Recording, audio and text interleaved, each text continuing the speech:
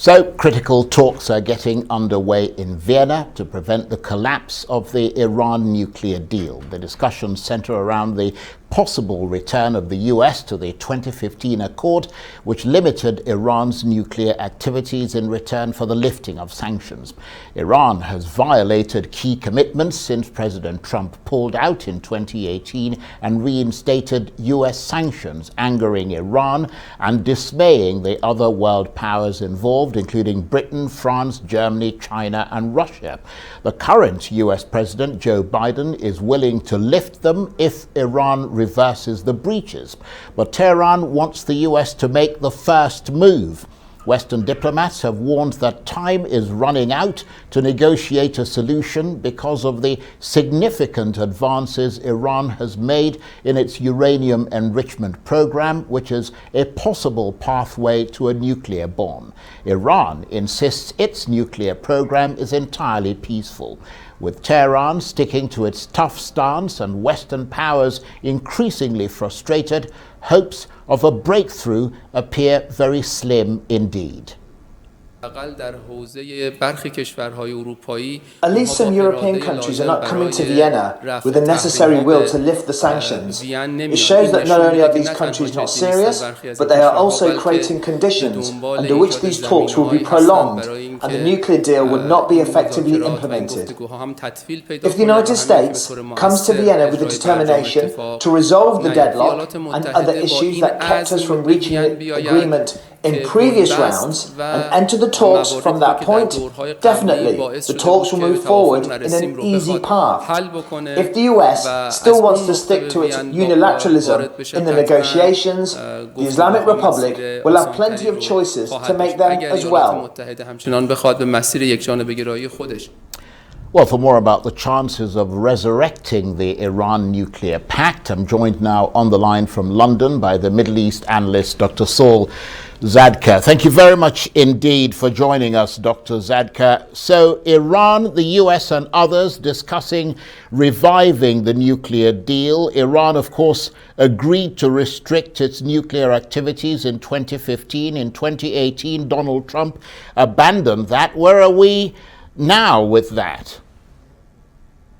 Iran is approaching the negotiation table playing nuclear poker, I would say, giving the impression that they will start the negotiation from a position of strength, not least because the oil prices and also because they have made quite a significant progress in developing its nuclear program since Donald Trump scrapped it altogether, as you just say.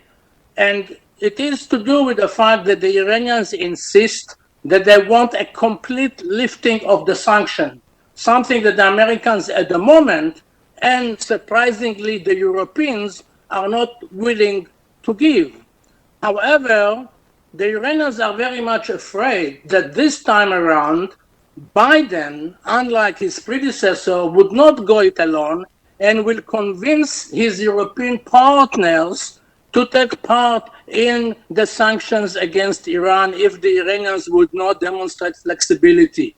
However, the Iranians are fully aware that the position of America in the Middle East had been weakened.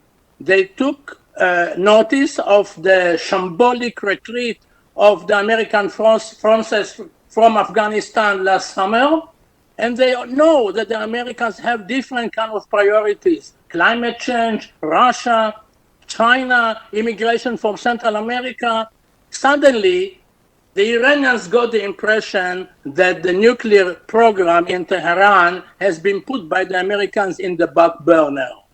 However, only last night, the head or the former head of the Iranian nuclear program has dropped a bombshell by admitting that Iran was pursuing a nuclear program for military purposes. This is to do with the fact that Iran is marking at the moment the first anniversary of the assassination by the Mossad of the father of the Iranian nuclear weapon, Mohsen Fakhrizadeh.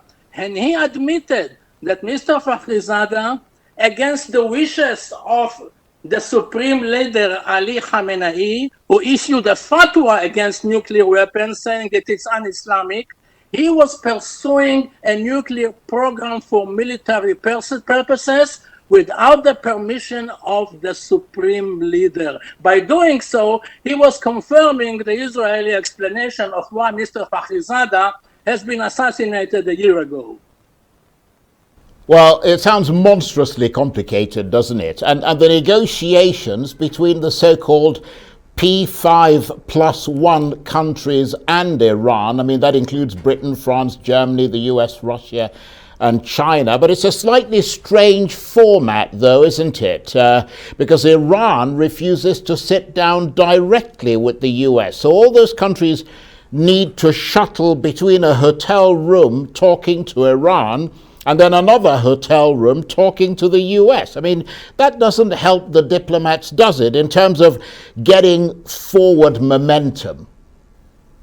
Oh, not at all. The corridor between the Iranian and the European delegations and the American one is going to be very busy during the forthcoming days, simply because the Iranians don't want the Americans to participate in the talks because America left the talks during the Trump era. So at the moment we are talking about separate negotiation. First of all, as it happened already today, the Iranians have held separate talks with the Chinese and the Russians. They protect them in the Security Council of the United Nations.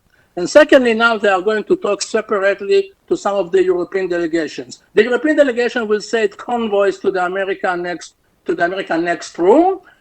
door, and they will be able to convey the development of the negotiation. I don't think that much would emerge today or in the forthcoming days about what is going to happen. However, the Iranians are quite smart in thinking that when President Biden says that he is anxious to achieve diplomatic solution, by saying that all the time, he rules out a military option. That will give some comfort to the Iranians. However, the Israelis already said that whatever has emerged in Vienna would not commit them. They would not be obliged to respect the outcome of any agreement with Iran simply because they don't believe the Iranians. By doing so, they can, of course, create a conflict between them and Biden.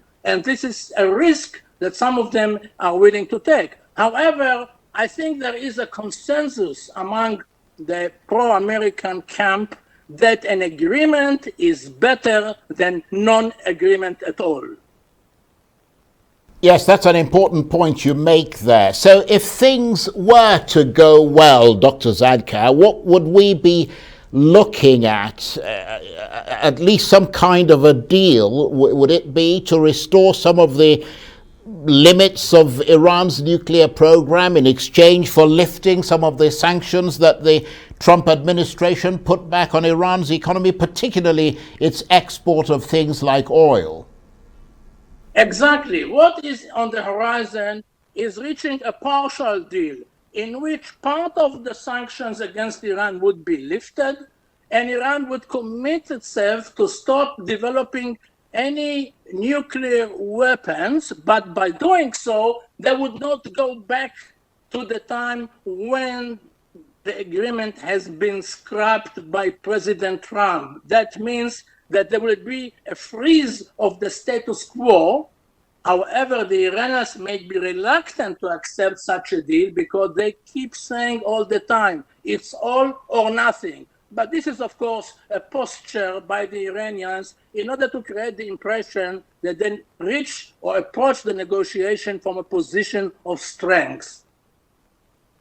Of course, on the Iranian side, Dr. Zadka, I mean, there are concerns that even if they get a deal, you know, they may get a new US president or a new Congress after the midterms that might try and undermine that. So there's a lot of work for the diplomats to do to build up trust and bridge that divide.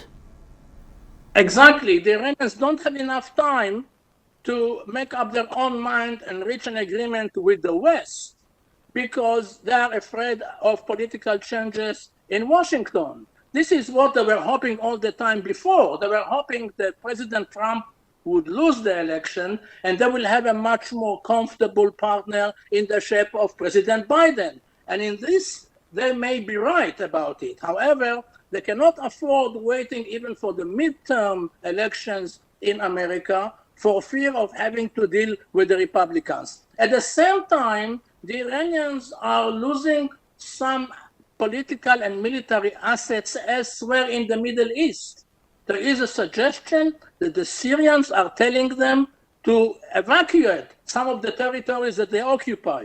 And by doing so, it seems to me that the Iranians are going to pull out of Syria, despite the fact that they helped the regime of Assad to survive. The regime does not want any more presence of Hezbollah as well. So in many ways, the Iranians are losing the goodwill of Syria, and then they will be more exposed to confrontation with Israel on other fronts. At the same time, Biden is posed with the dilemma of what to do with the fact that the Iranians are still involved militarily in Iraq, in Lebanon, and in Yemen. Dr. Saul Zadka, always appreciate your analysis. Thank you very much indeed. The Middle East expert there, Dr. Saul Zadka, talking to me from London.